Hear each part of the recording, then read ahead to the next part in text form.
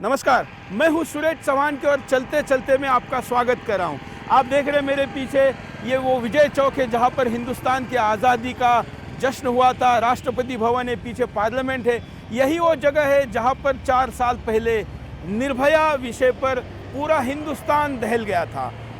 पूरे दुनिया भर में इसकी चर्चा थी और इसी राजपथ पर आज़ादी के बाद पहली बार लाखों लोग सड़क पर आए थे। आज 4 साल होने को है, न्याय की अभी भी दरकार है। क्या स्थिति है, जानने के लिए, समझने के लिए और बताने के लिए अपने दर्द को हमारे साथ निर्भया के माता पिता है। आपका स्वागत है चलते चलते। आज 4 साल हो रहे हैं और आज का जो दिन है ये जब निर्भया नाम से देश में भी और विदेश में भी इतना बड़े पैमाने पर लोग इसको याद कर रहे हैं। आपको तो निर्भया आज ज़्यादा याद आ रही होगी। कभी निर्भया भूल ही नहीं तो याद का क्या मतलब। हम आज 4 साल से उसी घटना से जूझ रहे हैं, तो याद करने का तो कोई मतलब भी नहीं जब भूले ही नहीं। लेकिन 4 साल बाद और खास करके इस सड़क पर आने के बाद तो आपको लगता होगा ना कि माहौल कुछ बदल रहा है, अभी भी न्याय नहीं मिला है। हाँ, बिल्कुल लगता है, क्योंकि जब हमें कोई जानता नहीं था, हम उसमें शामिल नहीं थे, बेटी को कोई नहीं जानता था, तो लाखों में लोग थे। लेकिन जब मैं रोड पे लोगों के मदद के लिए आगे आई, जब हमें ज़रूरत है कि नहीं, हमारे समाज में हर रोज़ बच्चियां हैवानियत का शिकार हो रही हैं, अभी तक निर्भया को इंसाफ नहीं मिला। जब उस चीज़ को ज़रूरत है तो अब वो हुजूम नहीं है, वो लोगों में जोश नहीं है कि नहीं हमारे साथ जुड़े, हमारे चाहे और भी बच्चियों का सपोर्ट करें, तो वो जोश नहीं है। मतलब इसी सड़क पर कभी लाखों लोग थे और आज इस विषय के लिए आपके साथ लोग नहीं हैं। मैं बड़ा दुख के साथ कहना पड़ता है कि 16 दिसंबर 4 साल पहले था, एक 16 दिसंबर कल था। मैं 2 महीने से सबको मैसेज, मेल, फोन कर रही थी कि नहीं आप लोग जुड़िए। अब ये विषय सिर्फ हमारे निर्भया का नहीं है, पूरे समाज की बच्चियों का है। लेकिन फिर भी गिने चुने लोग आए, तो हमें नहीं लगता है कि नहीं कुछ चीजें बदली है। मतलब वही तक केवल रहा, बस वो आंदोलन हुआ, कानून बना, उसके बाद लोगों को लगा अपना काम खत्म हो गया। अब हर साल आपको पिछले 4 साल से हमारे जैसे मीडिया वाले आते होंगे, कुछ राजनेता आते होंगे, कुछ बात करते होंगे, यही तक सीमित है। देखिए, राजनेता की तो अब वो आते नहीं। हाँ। लेकिन इतना जरूर है कि कुछ मीडिया आ जाते हैं, कुछ समाज से गिने चुने संस्था है वो मिल जाते हैं। ऐसा नहीं है कि बिल्कुल नहीं है, लेकिन जो चाहिए वो नहीं है। हमारी सोच, हमारा आपको क्या कारण लगता है? इसका कारण क्या है? मतलब समाज की भूलने की आदत है, या घटनाओं की ज़्यादा घटनाएं घट रही है, या घटनाएं कम हुई है? तीनों में से आपको क्या क्या कारण लगते हैं? देखिए, एक तो हमारे समाज में चाहे सरकार से लेके आम लोगों तक ये चीज़ों को एक परंपरा की तरह, एक शौक की तरह मान लिया गया है। हुआ छोड़ो यार, रोज का घटना है। हाँ। एक खाने की प्लेट की तरह खाओ फेंक दो, इस चीज की आदत पड़ गई है। अब जिसके परिवार से जाता है, सदस्य जाता है, जैसे हमारी बेटी गई, पता नहीं कितने माँ बाप बे औलाद हो गए, तो उनके लिए तो ये सदमा है। वो तो कभी नहीं भूलेंगे। लेकिन समाज में इसकी आदत हो गई है। तो जब तक हम इसको समस्या नहीं समझेंगे, इसको अपराध नहीं समझेंगे, तब तक। और वो भी मतलब दर्शक भी इस विषय को समझे कि एक ऐसी घटना जो दुनिया में इतना बड़ा आंदोलन कहीं नहीं हुआ, जो निर्भया के लिए हुआ, वो इतना बड़ा कहीं नहीं हुआ, फिर भी उसका दर्द ये इतना खतरनाक है, इतनी बुरी स्थिति है, तो जिनकी चर्चा ही नहीं हुई उनका क्या होता होगा? तो यही तो हम कहना चाहते हैं कि जितना उस टाइम आक्रोश हुआ, मीडिया से लेकर जनता तक, यहाँ तक सरकारें हिल गई, लेकिन सरकारें आज 4 साल हो गया, सरकारें बदल गई, लोग भी आए गए चले गए, लेकिन हम तो वहीं के वहीं खड़े हैं। आज भी हम हाथ जोड़ के इंसाफ मांग रहे हैं। तो मैं इस लेकिन दुख फास्ट ट्रैक कोर्ट बना, इतना कुछ हुआ, कहा था कि इतने दिन में, एक साल में न्याय होगा, कुछ नहीं। वो जो था उस टाइम के लिए था कि कानून बन गया, वर्मा कमेटी बैठ गई, सारे प्रशासन में युवा, यहाँ कैमरे लग जाएंगे, यहाँ ये चीज़ सुविधाएं बन जाएगी, निर्भया फंड बना कि नहीं महिलाओं के लिए हर साधन सुविधा उपलब्ध कराई जाएगी, लेकिन सब कागजों में रह गया। आज उस चीज़ का कहीं ज़मीनी पर कोई काम नहीं हुआ जिसको हम कह सकते हैं कि नहीं महिलाओं के लिए कोई काम हुआ। मैं तो यही कहना चाहती हूँ कि क्या उस फंड से एक भी विक्टिम महिला को कुछ मदद मिली है? तो ऐसा कुछ नहीं हुआ। क्या आप लोगों को ये न्याय मांगने के लिए जो लड़ाई लड़नी पड़ रही है, इसके लिए भी कोई आर्थिक मदद मिली या वो भी नहीं मिली? बिल्कुल नहीं मिली। आप व्यक्तिगत खर्चा कर रहे हैं? हाँ, हम अपने, क्योंकि जबकि ये मुद्दा केवल आपके बेटी का नहीं है, तो अब हिंदुस्तान का मुद्दा है। नहीं, इसके लिए जो हमारी केस पुलिस लड़ रही है वो वकील दे रखी है, वहाँ तक सीमित है। बाकी हमें आना जाना, कैसे कहाँ से जाना आना है, इसका कोई नहीं है, सब हम अपने से करते हैं। या जो फंड बना, समाज में भी कई इस नाम से कमेटियां बनी, उसमें आप माता पिता का कोई सहयोग, प्रत्यक्ष सहभाग वगैरह ऐसा कुछ भी नहीं है हमारा उससे। मतलब ये लड़ाई अभी व्यक्तिगत स्तर पर आ गई है, अब आपको ही लड़ना पड़ रहा है। बिल्कुल। आपका क्या अनुभव रहा इन 4 सालों में? मतलब वैसे तो ये आप दोनों का अनुभव है, लेकिन फिर भी क्योंकि आप जॉब भी करते हैं, समाज में घूमते हैं। हमारा जो अनुभव है ये है कि हर 5 साल में सरकार बदल जाती है, लेकिन इतना बड़ा आंदोलन होने के बाद भी निर्भया को न्याय नहीं मिल सका। ये हमारे ही नहीं, देश की जो जनता यहाँ पे आंसू बहाई थी, लाठी खाई थे, उन सबके लिए दुख की बात है कि आज तक उनको न्याय नहीं मिला। और न्याय सिर्फ एक निर्भया को नहीं, ये निर्भया का जो न्याय है पूरे समाज का न्याय है, पूरे देश की बेटियों और महिलाओं का न्याय है। अगर इसको सही ढंग से नहीं दिया गया तो बहुत बड़ा अनर्थ हो जाएगा। बिल्कुल। एक कारण जैसे आपने कहा कि लोगों को भूलने की आदत है, राजनेताओं के लिए बाकी विषय है, मीडिया के लिए भी मुद्दे बदलते रहते हैं। क्या ये भी एक कारण है कि इस कानून का बहुत से लोगों ने गलत फायदा उठाया? क्योंकि 98,000 आत्महत्या हिंदुस्तान में होती है पुरुषों की, जिसमें 64,000 शादीशुदा पुरुष होते हैं। ये भी बहुत बड़ी घटना है। जैसे आपकी बेटी है, वैसे जो मरने वाले बच्चे हैं वो भी किसी ना किसी के। देखिए, इसमें कई चीज़ें हैं। जो आज लड़कियां किसी दूसरे पे आरोप लगा रहे हैं तो कुछ तो सही है, वो दब जाता है। और जो इसका गलत उपयोग हो रहा है, तो एक रिलेशनशिप चल गया है आज का कि 2 साल 4 साल 5 साल, यहाँ तक कि बच्चे पैदा हो जाते हैं और शादी नहीं होती है, उसके बाद वो केस करें हमारे साथ बलात्कार हुआ। तो ये बात तो पुरुष को भी सोचने की जरूरत है कि जो शादी नहीं किए तो उसके साथ संबंध क्यों बना रहे हैं। बिल्कुल। और 98% फर्जी केसेस हो रहे हैं। हाँ, दोष दोनों का ही है, किसी एक का नहीं है। लेकिन ऐसे जो गलत आरोप हो रहे, उस कारण भी समाज को ऐसा लगा कि ये कड़े कानून का दुरुपयोग हो रहा है। देखिए, हो सकता है, लेकिन हमें जहाँ तक अपनी समझ कहती है कि कभी भी दुरुपयोग हुआ तो बिना कहते हैं ना कि जब और दुरुपयोग का सरकार ने उसका वे आउट निकालना चाहिए, उसका इस केस पे असर नहीं पड़ना चाहिए। उसको देखना चाहिए कि आखिर इस तरह का जो हादसा हो रहा है कि हम लोग दुरुपयोग कर रहे हैं, तो इसके लिए रोकथाम क्या है। जो सजा एक पुरुष के लिए है वही सजा एक महिला के लिए भी होना चाहिए जो गलत आरोप लगाए। हाँ, तो वैसे कानून तो किया है, लेकिन अभी वैसी स्थिति नहीं बन पा रही है, क्योंकि लोग फिर दया के और बाकी चीजों में आ जाते हैं।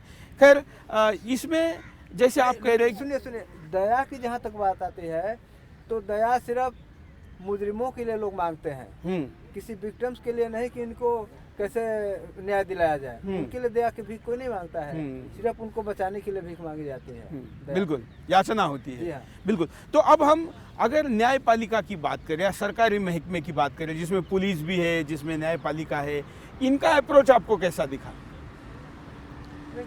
इनका अप्रोच भी जैसे समान तौर पर दिखा, जो भी दिखा उस टाइम दिखा, आज कुछ नहीं है। अभी तारीख पे तारीख, हाँ, तारीख आज पे तारीख। एक रूल पे हम चल रहे हैं। हाँ। कि जो हमारे संविधान में रूल है। हाँ। कि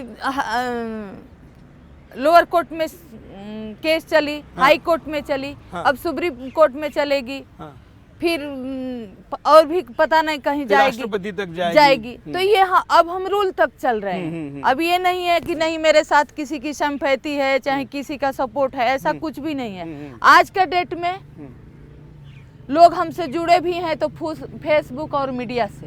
आज जमीन का पे डेट नहीं। जमीन पे नहीं, आज का डेट में मैं अकेले कोर्ट जाती हूँ, आती हूँ, कहीं थाने जाना होता है थाने जाते हैं, जॉब करते हैं, लेकिन जॉब महीना में कम से कम 10-15 छुट्टी हो जाती है। बिल्कुल। तो ये स्थिति है। इस स्थिति में आपने कहीं गुहार लगाई, भारत सरकार को कहा, राष्ट्रपति को कहा, या सर्वोच्च न्यायालय के न्यायाधीश को अलग से कोई एप्लीकेशन लगाई, ऐसा भी कुछ हुआ? या मैं ऐसी प्रावधान ही नहीं है ऐसा? नहीं, मैंने सरकार को चाहे राष्ट्रपति को तो नहीं लगाई, लेकिन मैं एक लेटर सुप्रीम कोर्ट में ज़रूर लगाई थी कि आखिर हमारे बेटी को हम क्या कब इंसाफ मिलेगा, चाहे हमारे केस में क्या चल रहा है। तो मुझे जवाब मिला कि आप इस केस में पार्टी नहीं है, आप रूल के हिसाब से आ सकते हैं। ओहो, मतलब बिल्कुल तकनीकी आधार पर हाँ। देखा जा रहा है। तो मैंने भी पटिशन इस डाली। कार्यक्रम को देश के प्रधानमंत्री और राष्ट्रपति भी देखेंगे, ऐसी हमारी आशा है, हम उन तक पहुंचाएंगे भी। आपने एप्लीकेशन नहीं लगाए हो, लेकिन देश के राष्ट्रपति को, प्रधानमंत्री को आप क्या कहना चाहेंगे? मैं देश के राष्ट्रपति को, प्रधानमंत्री को, अपनी पूरी समाज को यही कहना चाहती हूँ कि जो 16 दिसंबर आज से 4 साल पहले था, वो 16 दिसंबर हर रोज हो रहा है। कहीं ना कहीं एक बच्ची जरूर शिकार हो रही है, बल्कि घटनाएं बढ़ी है। तो मैं यही कहना चाहती हूँ कि आप कब तक अपने आंख कान बंद रखेंगे, चाहे हमारे सरकार हो, चाहे हमारे राष्ट्रपति जी हो। यही राष्ट्रपति जी हैं, जब हमारी बेटी की घटना हुई थी तो इन्होंने पता नहीं 26 जनवरी से कि 15 अगस्त मन से बोला था, 26 जनवरी थी, कि हमने एक जान नहीं एक सपना खोया है। बहुत अच्छा लगा। लेकिन उसके बाद क्या हुआ? आज 4 साल से हम दौड़ रहे हैं। इस 4 साल के दरमियान में हमारे जैसे हजारों माँ बाप कहीं न कहीं कोना पकड़, लाखों माँ बाप कोना पकड़ के रो रहे हैं। तो मैं यही कहना चाहती हूँ कि जो 4 साल पहले 16 दिसंबर को हमने एक सपना खोया था, आज हर 16 दिसंबर है या हर रोज एक सपना खो रहा है। वो किसी न किसी की बेटी है, किसी न किसी की पत्नी है, किसी न किसी की बहन है। तो हम यही कहना चाहते हैं कि जो हम केस होने पे मीडिया पे, चैनल पे डिबेट चलाते हैं, उस डिबेट को रोज चलाइए और इसको भी एक मुद्दा समझिए। बिल्कुल, क्योंकि बिल्कुल। हमारी आधी आबादी महिलाओं की है।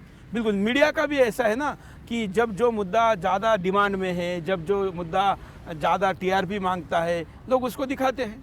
हाँ बिल्कुल है। मतलब अब तो केवल कर्मकांड है कि साल में एक बार आपको बुलाना है। वो भी मैं बुलाती हूँ, लेकिन मैं ये भी इस ये बार तो हम तो खुद आए हैं आपके हाँ, पास, क्योंकि इस मुद्दे को हमने नहीं, बहुत सबसे लोग पहले उठाया था। जुड़े हुए हैं। हाँ। लेकिन मीडिया भी एक समाज के हिस्सा है। जैसे हमारी एक सरकार है, पुलिस है, प्रशासन है, तो मीडिया भी एक इस समाज का सुरक्षा का हिस्सा है।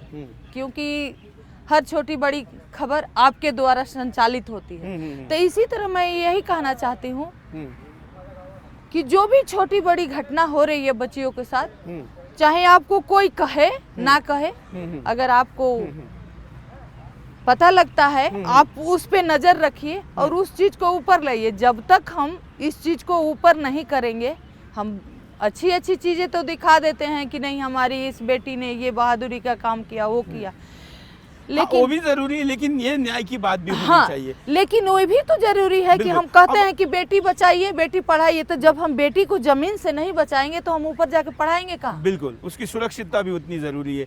अब आज की जो बच्चियां है, बेटियां है, उनको क्या कहेगी आप? देखिए, हम उनको तो यही कहेंगे कि वो कभी अपने आप को, चाहे पुरुष से, चाहे अपने परिवार में भाई से, बहन से कम मत समझे। सबसे तो मैं उन माँ बाप को कहती हूँ कि ये सब चीज़ हमारे अंदर भरी है कि हम जब हमारे बेटा बेटी हैं तो हम उनके में कहते हैं कि ये हमारे बेटी है, ये हमारा बेटा है। तुम इधर ये काम मत करना बेटी, ये मत करना, लेकिन हम बच्चों को कभी नहीं कहते हैं। तो सबसे तो इसके जिम्मेवार हम हैं। हम इसको प्रथा को चला रहे हैं कि ये हमारी बेटी है, पराए घर की है, ये दूसरे घर की है। लेकिन आज फेसबुक से एक लड़की मुझसे पूछ रही है कि हमारा घर कहाँ है। जब हम पैदा होते हैं तो माँ बाप कहते हैं कि ये तो पराई घर की है, और जब ससुराल जाते हैं तो कहते हैं अरे ये तो पराई घर से आई है। तो हमारा घर कहाँ है। तो मैं यही कहना चाहती हूँ कि ये हम जो भी चीजें हो रहा है हम जिम्मेवार हैं, हमारे जैसे करोड़ों माँ बाप आपको जिम्मेवार ऐसा हैं। थोड़ा लगता है कि सोच बदल रही है, समाज में सोच में अंतर आ रहा है, अब बच्चों के प्रति प्रेम बढ़ रहा है, उनको और ज्यादा छूट दी जा रही है, प्रोत्साहन दिया जा रहा है। जी हाँ, बिल्कुल, आ ये रहा तो बढ़ रहा है, है। क्योंकि आज का जो समाज है पढ़ा लिखा, पहले पढ़े लिखे लोग कम होते थे, आज पढ़े लिखे हैं, आज इस चीज को समझने लगे हैं। लेकिन फिर भी वो स्थिति नहीं है हाँ, जो कि- कभी हिंदुस्तान में मुगल आने के पहले थी। यहाँ तो रानियां होती थी और महिलाओं को तो यहाँ नारी सर्वत्र पूज्यते ऐसा हम कहते थे। लेकिन मुगली अत्याचार हो या आक्रमण हो, उसके बाद ब्रिटिशों का हो, ये सारे शोषण में समाज बदला। लेकिन अब दोबारा वो शक्तिशाली हो, उसके लिए लड़कियों को भी कुछ बंधनों में रहना चाहिए, ऐसा समाज का एक बड़ा तबका कहता है। हाँ नहीं, मैं भी कहती हूँ कि आप पढ़ो लिखो घूमो फिरो खाओ पियो, लेकिन एक अपना ये ध्यान रखो कि जब तक आपकी शादी नहीं है तो दोस्तों के साथ घूमना फिरना खाना पीना कोई वो नहीं है, कोई बंधन नहीं है। लेकिन आप शारीरिक संबंध मत बनाओ कि आगे चल के आपके भविष्य को खराब करे, दोनों को भविष्य को खराब करेगा। अगर आपके परिवार में शादीशुदा है वो भी जिंदगी बर्बाद, आपकी जिंदगी बर्बाद, इतना मैं जरूर कहूँ। नैतिकता को संभालना जरूरी हाँ। है। इसलिए हमारे यहाँ ब्रह्मचर्य और सारे व्रतों की बात कही है शादी के पहले।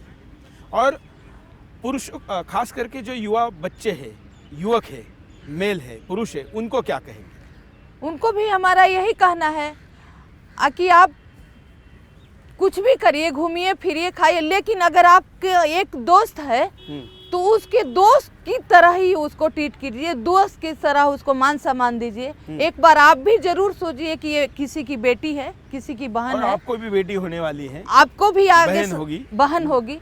तो उसी की तरह उसको मान सम्मान दीजिए, उसका दोस्ती का, उसका मासूमियत का फायदा मत उठाइए। बिल्कुल, क्योंकि आज का जो माहौल खराब हो रहा है, इस माहौल को सुधारने की जिम्मेदारी आज हमारे युवा पुरुष और बच्चियों की है। तो आप लोग आगे चल के जैसा माहौल बनाओगे वैसा ही माहौल आपके पीढ़ियों में आएगा। तो आप अपने जिम्मेदारी को समझिए और दुनिया को समझाने की कोशिश कीजिए। प्रधानमंत्री जी इतना जोर देते हैं, करीब करीब उनके हर भाषण में, उनके अभियान में बेटी विषय रहता है, और हम देख रहे हैं कि उसके बाद समाज के तबकों में, मीडिया में, साहित्य में भी फर्क पड़ा है। उस पर आपका दृष्टिकोण उस पर क्या है? देखिए, प्रधानमंत्री जी ऐसे पद पे बैठे हुए हैं, ऐसी जगह पर बैठे हुए हैं कि और उनको खांसी भी आ जाएगी तो दुनिया जान लेगी कि उनको खांसी आई है।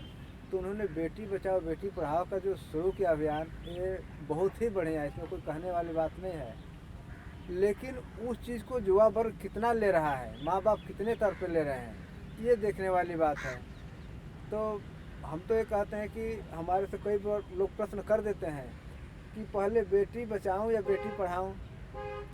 तो कैसे इन्होंने कहा आशा जी ने कि बेटी जब बचेगी तभी तो आगे बढ़, पहले तो पेट में बचेगी, यहाँ से तो शुरुआत है कि पहले तो पेट में बचेगी, फिर बचने के बाद बाहर उसको प्रॉपर ट्रीटमेंट मिले, जन्म के बाद प्रॉपर शिक्षा मिले, फिर वो प्रॉपर उसकी परवरिश हो, फिर शादी हो, फिर पति अच्छा मिले। आजकल तो समस्याओं की भरमार है महिलाओं के लिए। एक समय था कि क्योंकि मुसलमानों में भी तलाक वाली समस्या है, पता नहीं पति कब तलाक बोल दे 3 बार और फिर उसकी जीवन बर्बाद हो जाए। पहले प्रथा जो थी बाल विवाह के, इसको अपराध माना गया कि बाल विवाह एक अपराध है, तो जनसंख्या बढ़ती चली जा रही थी। बाल विवाह खत्म होने से नुकसान ये हुआ कि जो 18 से ऊपर के बच्चे हो जाते हैं वो हर चीज़ को समझते हैं, उसका दुरुपयोग करते हैं, जिसका कारण है कि क्राइम बढ़ता चला जा रहा है। 2-2 साल, 2.5 साल, 11 महीने बच्ची तक का रेप हो रहा है। इसी साल इसी 1-2 महीने के अंदर में हुआ। 1-2 बच्चियों से मैं खुद मिली हूँ। कई सुनाई देता है कई जगह पर। जो आपने मुद्दा उठाया उस पर कुछ समाजशास्त्री विचार कर रहे हैं और पश्चिम में बहुत काम हो रहा है कि शादी की उम्र डिले होने के कारण भी एक क्राइम का रेट बढ़ता है। बिल्कुल एक नियम तो होना चाहिए कि नहीं इतने तक शादी हो जानी चाहिए, लेकिन आज लोग करियर को ज्यादा महत्व देते हैं। वो भी ठीक है, नहीं वो भी एक जो घरेलू हिंसा है वो भी ठीक है।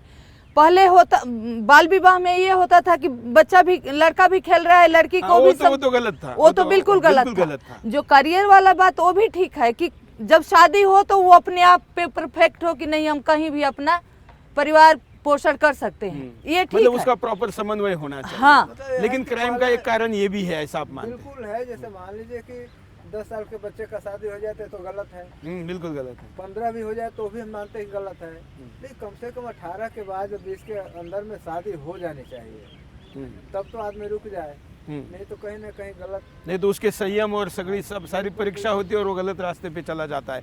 अब हम कार्यक्रम के आखिर में बहुत ही बुनियादी मुद्दे पे आते हैं कि अब आगे क्या, क्योंकि अगले साल फिर आएगा, अगले साल फिर आएगा, 16 दिसंबर तो आनी है, लेकिन ये मुद्दा अब खत्म होगा, इसके लिए क्या किया जाए?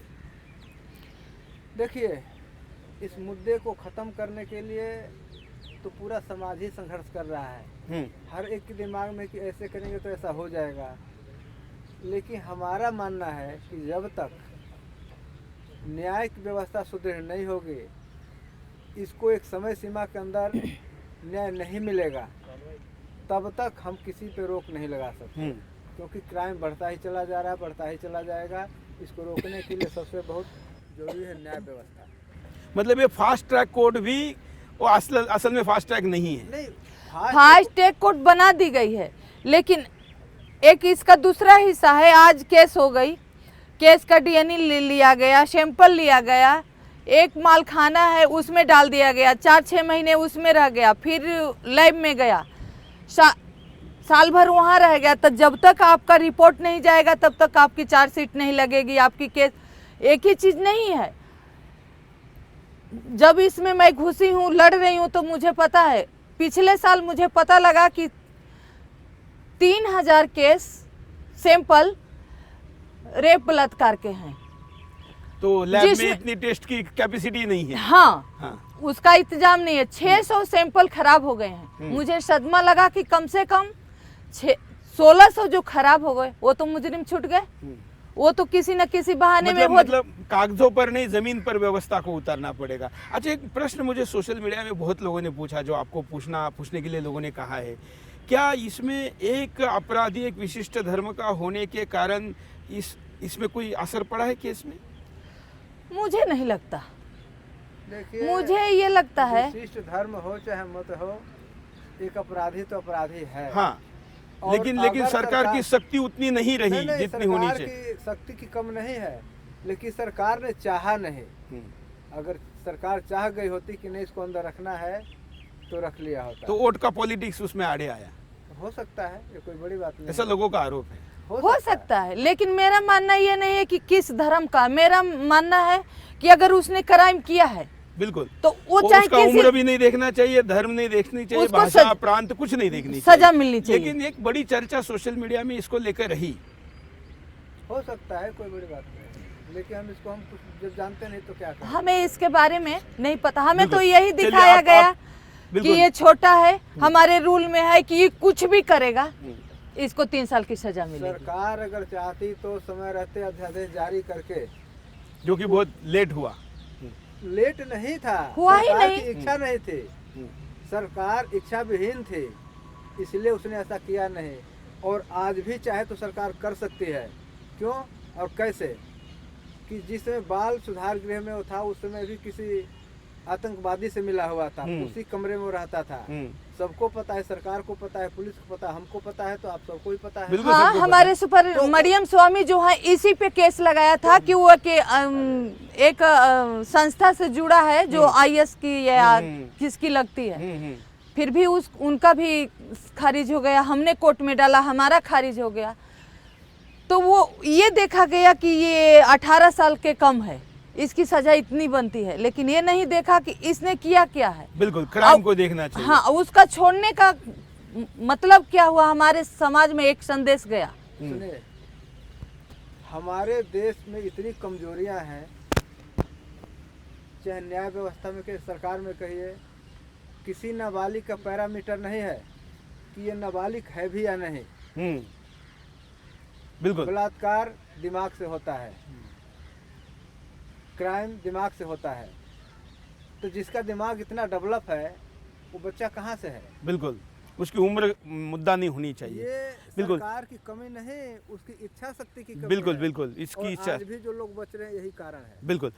कार्यक्रम के आखिर में वैसे तो मैं आज मित्रों दर्शकों को कहना चाहता हूं कि मैं क्लोजिंग ये करने वाला था कि दोबारा कोई निर्भया ना हो, ऐसा समाज हम बनाएं, लेकिन यहाँ तो पहले ही निर्भया को अभी तक न्याय नहीं मिला है, तो बाकी लाखों निर्भया जो हर साल होती होगी उनका क्या होगा। कार्यक्रम में आपने समय निकाला, मैं आपका आभारी हूँ। सुदर्शन आपके साथ पहले दिन से था, अभी भी है, आगे भी रहेगा, और जितना हम कर सकते हैं ज़रूर करेंगे। धन्यवाद, नमस्कार।